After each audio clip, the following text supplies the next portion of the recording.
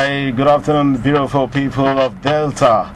You're welcome to yet another edition of the program, You and Your Vote. Okay, You and Your Vote is a public enlightenment program organized by the Academic Associates PeaceWorks. It's organized by the Academic Associates PeaceWorks, funded by DFID, UKAID. Today's topic is, we're going to be talking about why we can't afford to keep quiet and the role of youth in the electoral process. And with me today on the program is the Executive Director, Chief Dr. Judith Bondi Asuni. Okay, she's the Executive Director of the AA PeaceWorks. You're welcome to the program. Good morning. Thank you. Good luck. Okay, but this really sounds funny. Are you a chief?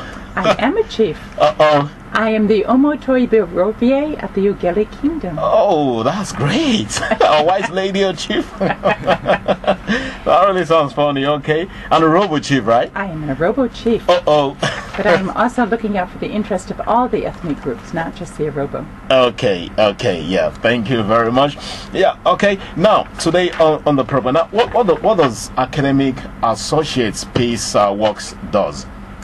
Academic Associates PeaceWorks is an NGO, a Nigerian NGO that was registered in 1988.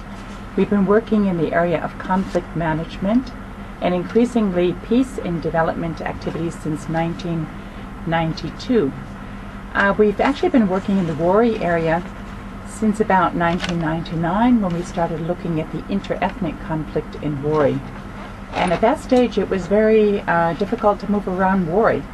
When I was driving around the town the other night, I thought to myself how peaceful Wari is.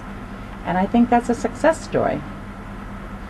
Now, for how long have you been doing this? I first started working in the whole issue of conflict management back in 1992. So that's almost 20 years ago. And we've worked all over the country. All right. And what is the project all about? We currently have a grant from DFID, that is the UK aid organization, for work on constructive engagement of youth in the elections. In the past, we've worked a lot with young men who have been used as political thugs or somehow been involved in violence in the elections.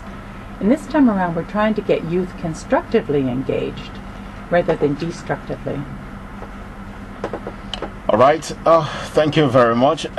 This is You and Your Vote here on Crown 89.9 FM. In case if you want more information about the electoral process, all you just need to do is to go to this website.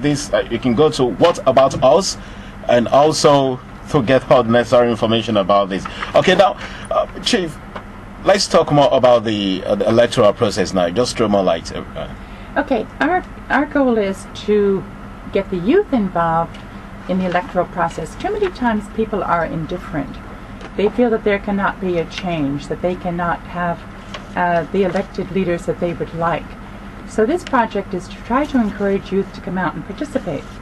For example, out of the 150 million people in Nigeria, approximately 70% of the population are youth. That is 105 million people, which is a tremendous number.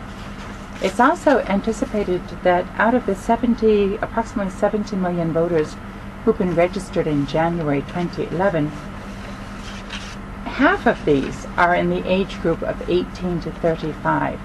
This gives us 35 million young voters.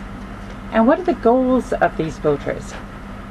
How do the youth themselves have a chance to have a say in the electoral process and in the governance that they receive?